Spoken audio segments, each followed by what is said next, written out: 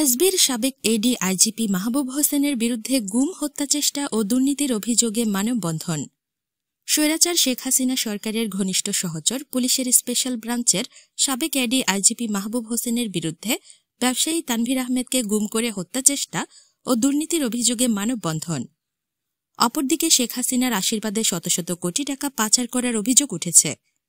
নির্ভরযোগ্য তথ্যসূত্রে জানা যায়, বিভিন্ন দুর্নীতির মাধ্যমে বিপুল সম্পদের মালিক বনে যান বিদেশে টাকা পাচার, গুম, খুন, হত্যা, অপহরণ, চাঁদাবাজির অভিযোগে গত ৩০ নভেম্বর ২০২৪ শনিবার দুপুর ১২ ঘটিকায় জাতীয় প্রেসক্লাবের সামনে মানববন্ধনে ভুক্তভোগী ব্যবসায়িক মোহাম্মদ তানভীর আহমেদ, সাবেক এডি আইজিপি মাহবুব হোসেন ও তার স্ত্রী তাসলিমা বেগম কুইনের বিরুদ্ধে দুর্নীতির, অনিয়ম ও নির্যাতনের চিত্র তুলে ধরেন। মানববন্ধনে বক্তৃতাকালে দুর্নীতিবাজ মাহবুব হোসেনের নির্যাতনের কথা বলতে গিয়ে মোহাম্মদ তানভীর আহমেদ হাউমাউ করে কেঁদে দেন। তানভীর বলেন, মাহবুব হোসেন আমার বাড়িতে ১৯৯৫ সাল থেকে ২০ বছর ফ্ল্যাট ভাড়া থেকেছিলেন।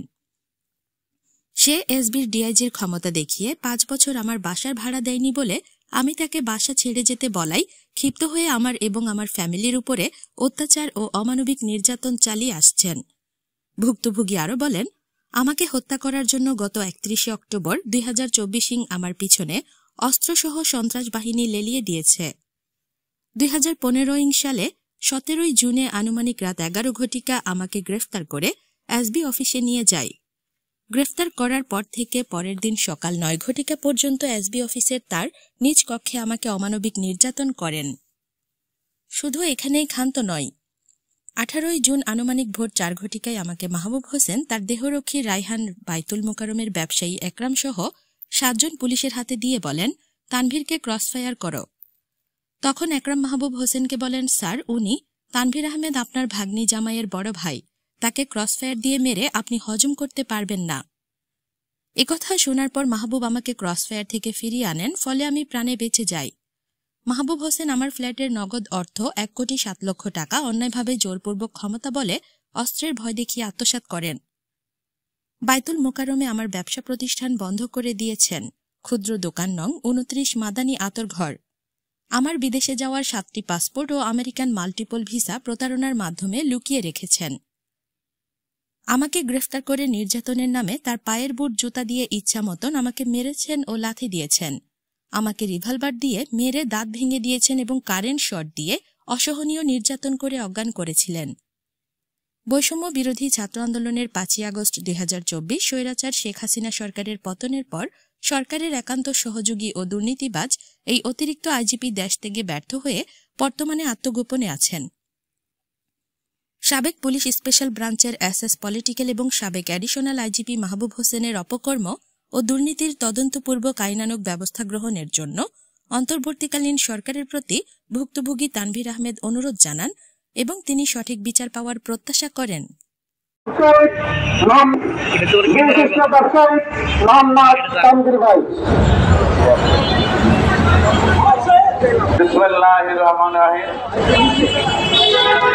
সাংবাদিকবৃন্দ এবং পথচারী জনগণ যারা আছেন, আসসালামু আলাইকুম ওয়া রাহমাতুল্লাহি ওয়া বারাকাতুহু। আমি তানভীর আহমেদ, আমার আব্বা একজন ডিপ্টি সেক্রেটারি ছিলেন, সৎ লোক ছিলেন। আমি এই বক্তব্যের জন্য এখানে দাঁড়িয়েছি।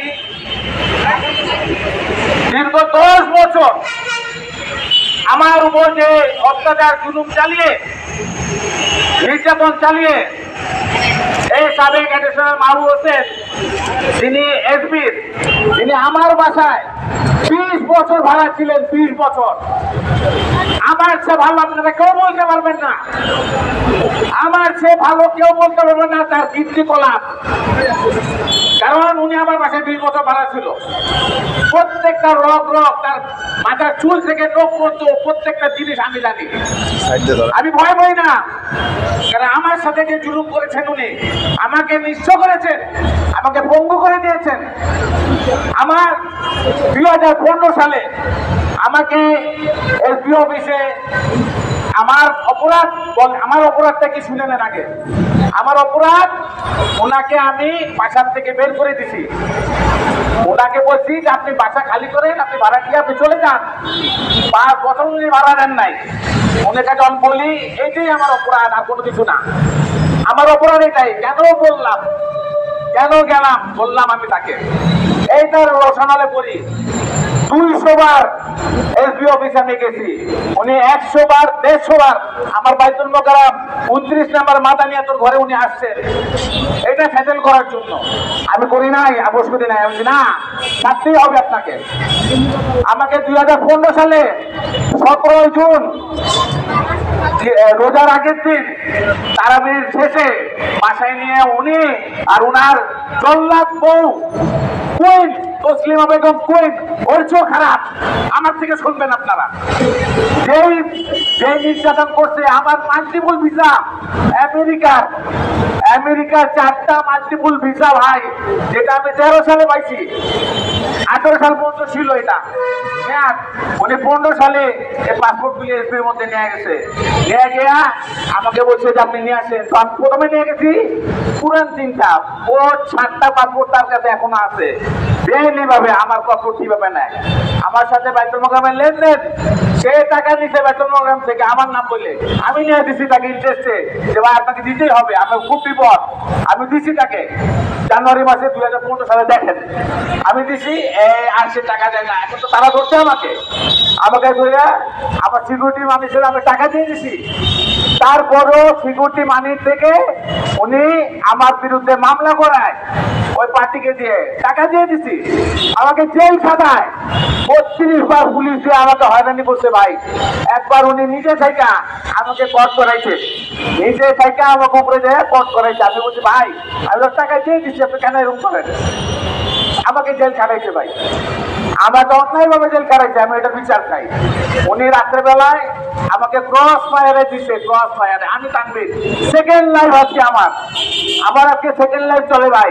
5 জন পুলিশ অফিসার সহ বাইতুল মোকাররমের একরাম সহ তার বউ সবাই সহ আমাকে, তার ছেলে জাওয়াদ জিদান, এটা সব সহ আমাকে ক্রসে দিছে ভাই।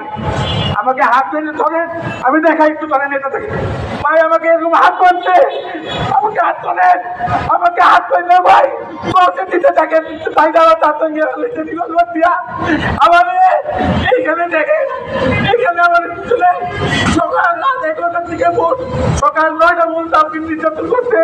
আমার এখানে দেখেন স্পট, পিছন দিকে পাচ্ছে কারেন্ট শর্টটা কি কিছু দেখেন, এই যে আমি অজ্ঞান হয়ে গেছি। আমাকে ক্রসে দিচ্ছিল, আল্লাহ আমাকে বাঁচিয়ে দিছে। আমাকে ক্রসে দেয় বলছে স্যার, উনি হচ্ছে আমার ছোট ভাই, আমার শ্বশুর বলছে যে আপনি যদি ক্রসে দেন